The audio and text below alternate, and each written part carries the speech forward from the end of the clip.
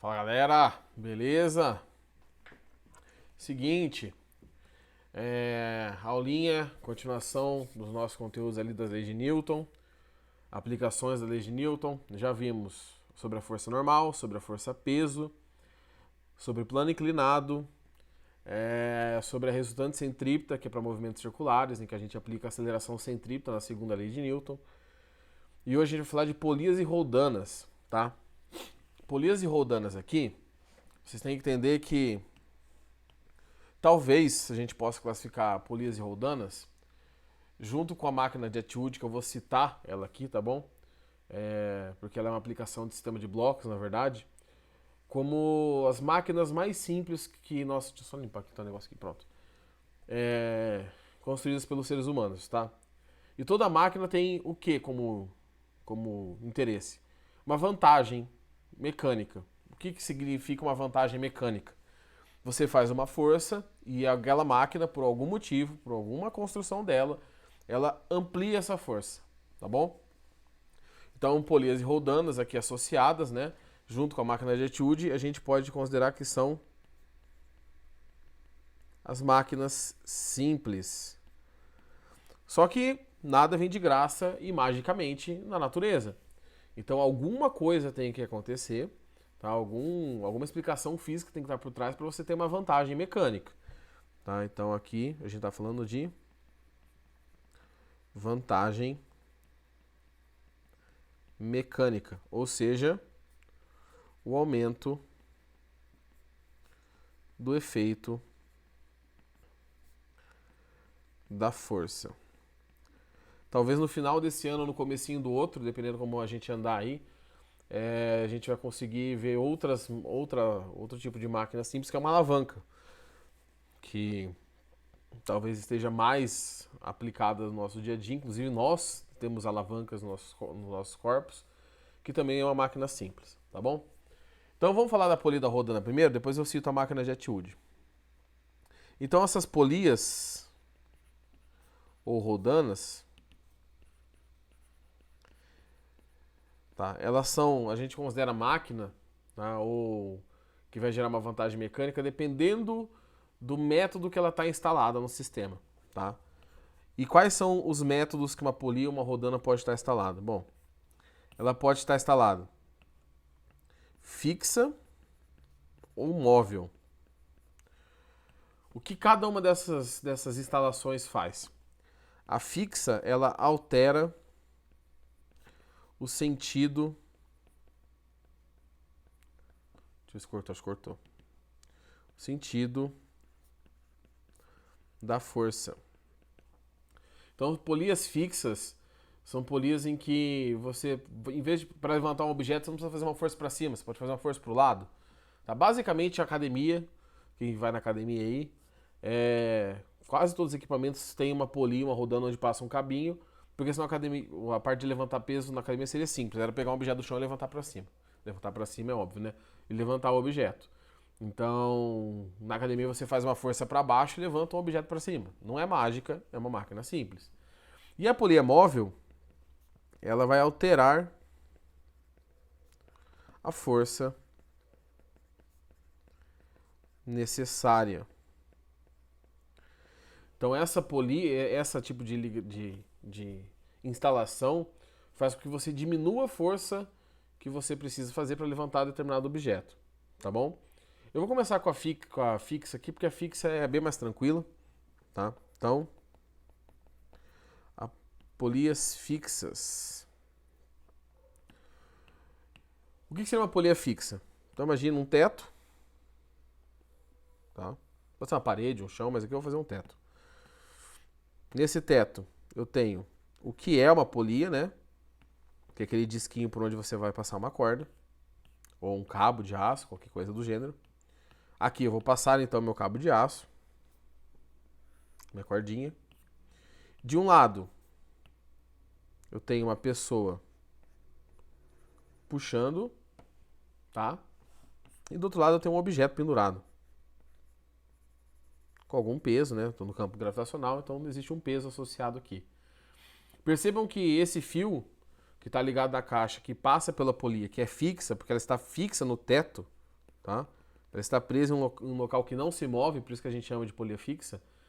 Ela está mudando o sentido da força. A caixa puxa a cordinha para baixo. Para você segurar essa caixa, está fazendo uma força para onde? Ó, a força que você faz é para cá e a força que é feita na caixa é para cima. Então a polia fixa só tem essa vantagem. Você vai mudar o sentido da força. E a empunhadura, né? Você consegue segurar melhor num cabo, numa corda, para puxar alguma coisa, do que abraçar um objeto extenso. Então, para levantar um saco de areia, se você tiver que levantar 60 quilos puxando uma corda para baixo, você talvez consiga. Mas abraçar um saco de areia e levantar, a pegada ali não é muito boa. E você precisa de uma máquina, no caso aqui, uma polia, por esse caso que eu tô falando, fixa, tá bom?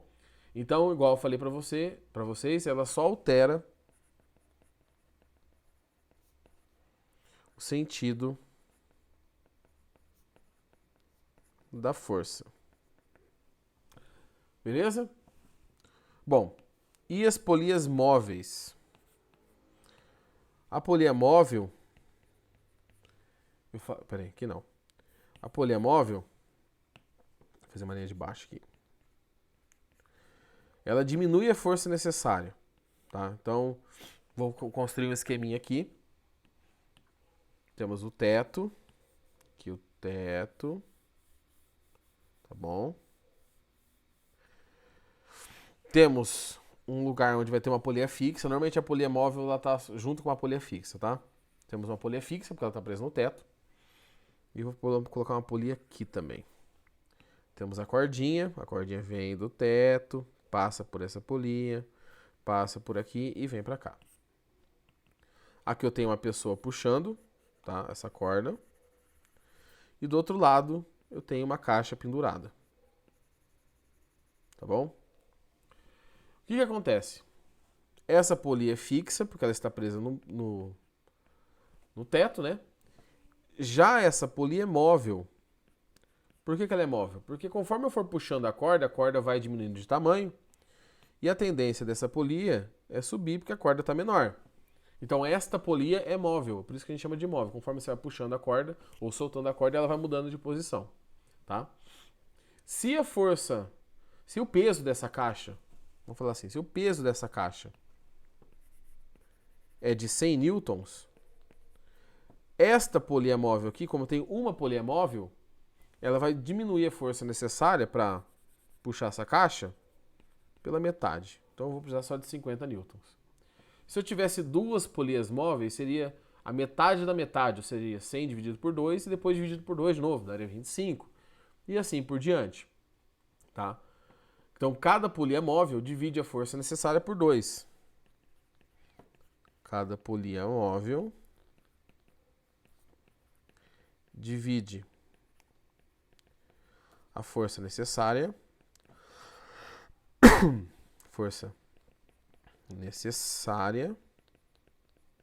pela metade. Não existe uma fórmula, tá bom? Mas para quem gosta de fórmulas, de métodos de resolução, dá para pensar assim, ó, que a força necessária, Fn, você pode chamar do que você quiser, é o peso do objeto dividido por 2 elevado a n, onde n é o número de polias, tá? Por quê? Porque se eu tenho uma polia, eu vou dividir por 2. Se eu tenho duas polias, eu vou dividir por 4, que é 2 ao quadrado. Se eu tenho 3 polias, eu vou dividir por 8, que é 2 ao cubo, que é 2 dividido meio vezes meio vezes meio, que é 1/8. Então, se você gosta de fórmula, você pode usar isso aqui, esse n é o número de polias, P é o peso do objeto e F é a força necessária, tá? As unidades aqui são as mesmas, né? Se você está usando Newton para peso, que é o sistema internacional, você tem que usar Newton para a força necessária. Existe uma outra medida que é KGF, que é o equivalente, um KGF equivalente a mais ou menos 10 newtons, tá? Depende do campo gravitacional ali. Agora, por que isso acontece? Porque mágica não pode ser. Então, alguma coisa tem que explicar como que isso aqui fisicamente acontece. Então, peraí, Eu vou dar um zoom nesse negócio aqui, ó. Nessa parte só, que eu tô circulando de vermelho, tá vendo? Eu vou analisar este desenho. Então, ó, vamos lá. Vou colocar mais uma camadinha. Então temos a polia, vou fazer bem maior aqui, tá? Então aqui eu tenho a polia. Opa. Aqui eu tenho a polia. Tá? Nessa polia eu tenho as cordas, né? Porque a corda que vem por aqui, ó, ela vem por aqui, passa pela polia e vai lá pro outro lado, que é pra onde a pessoa tá puxando. É a mesma corda, tá? Ela só tá dobrada. Tá meio torto aí na imagem de vocês, mas dá pra entender. Deixa eu deixar... Apertei o botão aqui sem querer. Pronto. Deixa eu deixar menos torto aqui. E pra baixo eu tenho a força-peso, né? O cabo que prende a caixa aqui pra baixo. Vamos supor que a pessoa está segurando essa corda, nem levantando nem abaixando, tá tudo parado. Aquela caixa só está pendurada.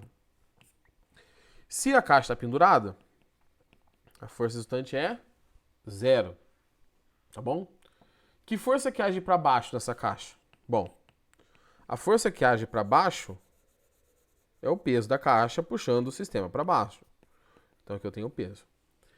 Como essa corda está dobrada, cada pedaço dessa corda que está segurando essa polia vai precisar fazer metade da força só. Então aqui eu tenho a tração sobre 2, ou melhor, o peso sobre 2, tá? Vou colocar aqui. O peso sobre 2. E aqui o peso sobre 2.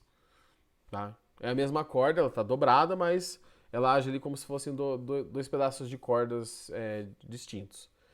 Do lado esquerdo, eu sei quem está puxando. Do lado esquerdo no meu desenho lá, quem estava puxando era a pessoa. Então, quem faz metade da força? A pessoa. Mas e quem está fazendo esta outra metade? Tá? O que está acontecendo? Quem está segurando pela outra metade? Bom, a corda está presa aonde? Se você voltar no meu desenho aqui, ó, melhor se eu voltar no meu desenho, percebam que a corda está pendurada aqui. Opa! Que a corda está pendurada aqui, ó, no teto. O que acontece segundo a terceira lei de Newton? Se eu tenho uma corda presa na parede ou no teto, puxa essa corda, se a corda puxa a parede ou o teto puxa de volta, tá? Então, na verdade, quem faz essa segunda parte, essa segunda força, a outra metade, é o teto ou parede, tá? Aqui nesse nosso caso é o teto ou parede. Então, você divide com um objeto inanimado, uma coisa que não é viva, a força necessária para levantar um corpo mais pesado. Qual que é o problema, se é que existe um problema nesse tipo de instalação? O suporte, o teto, que se você está prendendo a polia lá, a corda no teto, tem que ser rígido, não pode ser uma coisa maleável. Então, se você pegar um caminhão de boi, o caminhão carrega boi, vaca, cavalo, essas coisas assim, ele é mais ou menos assim, quer ver? Deixa eu pegar outra cor aqui. Então ele é mais ou menos assim. Ele tem aqui a traseira e tem uma porta aqui, certo? Você tá vendo de trás do caminhão. Tem uma corda. Deixa eu pegar outra cor diferente pra corda aqui.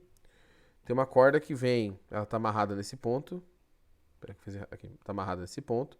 Ela vem por aqui. Não, depende do caminhão, né? Mas normalmente ela vem por aqui, passa aqui embaixo e vem por aqui e vem por aqui. Tá. O que acontece? Aonde eu vou fazer de verde claro, eu tenho uma polia móvel. Aqui, ó. Deixa eu mudar de tipo de caneta, peraí. Aqui, ó. Porque conforme você vai puxando a corda pra cá, por exemplo, o outro lado tá amarrado, fixo. Essa corda vai diminuir de tamanho e a porta vai subindo. E, em compensação, tem polias fixas, aqui, onde eu tô fazendo de vermelho, que só estão lá para a corda conseguir rolar bem, tá? Sem muito atrito. Então, nesse tipo de instalação, as partes que você prende a corda, no caso, eu faço metade da força desse lado, aqui é a pessoa, e do outro lado, quem faz a força é a carroceria, onde eu tenho o nó. Então, aqui eu vou colocar carroceria. Carroceria, tá bom, não vai cortar aqui. Então, carroceria. Então, na verdade, você precisa de um suporte mais rígido. Você vai ver esse tipo de ligação em oficinas, em que você tem uma barra de ferro com várias polias pequenininhas, rodanas. Tem um nome, isso agora me fugiu o nome, tá? Se eu lembrar até o final da aula eu falo. Em que uma pessoa só amarra o motor do carro, que é uma coisa muito pesada, e vai puxando uma corrente, em vez de ser uma corda. Tem várias polias associadas lá de maneira móvel. E aí a pessoa puxa um monte de vezes a corda e aí o motor vai subindo. É tipo uma bicicleta, que você colocar na marcha leve, você pedala muito para andar pouco, é a mesma ideia. Você vai diminuir a força, você vai aumentar o tanto de corda que tem que puxar. A energia que você vai gastar é a mesma, só que você gasta ela de maneira mais lenta e você acaba não cansando e consegue realizar esse trabalho, tá? Mesma coisa em sítio, fazenda, quando você mata um boi, normalmente boi, porco ainda dá pra, que é menorzinho, mas quando você mata um boi num sítio, tá, para consumo dentro do sítio, normalmente você pendura ele numa árvore e você não passa uma corda por cima da árvore e puxa a corda. Tem um, eu esqueci o nome, gente. Depois uma hora eu falo pra vocês esse nome. Esse esqueminha que você puxa também uma corrente e aí o boi fica lá, você limpa o boi, sangra e faz o que tem que fazer antes de consumir a carne, tá bom? Então, sempre que você tiver uma polia móvel, cada polia móvel divide a força necessária por 2 e cada polia fixa vai mudar o sentido da força, tá? Quem está dividindo a força com você é o objeto onde a corda está presa. Vocês têm várias polias móveis, todos esses pontos. Então não adianta querer instalar uma polia móvel no teto de isopor, que vai cair tudo. Tem que ser uma estrutura rígida, por exemplo, um guindaste, uma barra de aço, um concreto, tá? Essa polia fixa, ela pode estar a corda, né? Desculpa, que passa pela polia móvel, ela pode estar fixa em qualquer coisa que seja fixa, parede, chão, não precisa ser teto, tá? Geralmente a gente coloca no teto mesmo, tá bom? Na academia mesmo, a maioria das polias são móveis, aquela que fica em cima do peso. Tem um monte de pezinho lá que você põe as varetinhas, em cima tem uma polia. Quando você levanta, puxa a corda, aquele negócio não sobe, aquilo lá é uma polia móvel. As outras todas do sistema são fixas, tá bom? Então, vamos fazer uns 2 exercícios? Vou pegar aqui da apostila de vocês. Então, ó, questãozinha aqui da página 5, não, exercício 5 da página 27, tá? Da apostila de vocês. Mas eu acho que é essa página, deve estar certa. Se não tiver, depois vocês me avisem aí, tá bom? Deixa eu puxar aqui pro lado só onde aparece o que eu escrevo. Só um pouquinho aqui, pronto. Então vamos lá. Antônio precisa levar um bloco até uma certa altura. Para isso ele dispõe de uma rodana e de uma corda. E imagina 2 maneiras de realizar a tarefa, como mostrar nas figuras. Despreze a massa da corda e da rodana e considere que o bloco se move a velocidade constante. Ou seja, força constante é 0, né? Seja F1 o módulo da força necessária para levantar o bloco na situação 1 e F2 na situação 2. Com base nessas afirmações, podemos afirmar que na figura 1, onde que a polia está presa? Na figura 1, ela está presa no teto. Então, na figura 1, tá, o que a gente tem é uma polia fixa. Ela não vai alterar a força necessária. Então, aqui eu tenho um valor de F, que ele chama de F1, né? Então, aqui eu tenho a força 1. Tá bom? Já na figura 2, a polia está presa onde? Direto na massa. Se eu puxar a corda para cima, tá? Igual ele está puxando ali, aquele F2, para passar um caminhão aqui. Igual ele está puxando o F2 para cima, o objeto vai subir, a polia vai subir junto. Então ela é móvel. Então na figura 2 eu tenho uma polia móvel. Como eu tenho uma polia móvel só, eu vou precisar da metade da força. Então F2, tá? Fazer igual tá ali. F2 é igual a metade de F1, tá? Essa é a informação. Se vocês olharem as alternativas, tá F1 em função de F2, tá? Então eu só vou passar esses dois multiplicando para cá, e aí eu fico aqui. Eu fico com F1 igual a 2 vezes F2, que é a alternativa F1 igual a 2 F2, a alternativa B. Tranquilo, né? Essa parte é bem sossegada. Tanto tem pouco exercício na apostila de vocês. Tá bom? Acho que deu pra entender, né? Qualquer coisa, gente, vocês sabem que é só procurar para tirar dúvida. Mais um exercício aqui. Eu acho que esse segundo... não, peguei da apostila sim.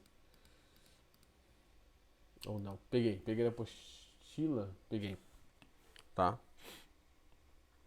Essa é da parte lá do caderno aquela parte escura, das páginas mais escuras no final da apostila, tá bom? Acho que é a hora do estudo, né? O ESC da Bahia. Utilizou-se o acoplamento de polias mostrado na figura para levantar um peso de 120 kg-força, KGF. Então a gente vai medir tudo em KGF. Lembrando que um KGF é mais ou menos 10 newtons. Então aqui 120 KGF é mais ou menos 1.200 newtons. Desprezando-se o atrito e considerando que as polias são ideais, ou seja, elas funcionam do jeito que tem que funcionar, a força F que vai equilibrar o sistema. Bom, aqui eu vou desenhar de novo. Então eu tenho, eu vou precisar apontar aqui, eu não consigo escrever em cima da imagem. Temos aqui, vou pegar desenhar as polias, aqui eu tenho uma aqui, peraí.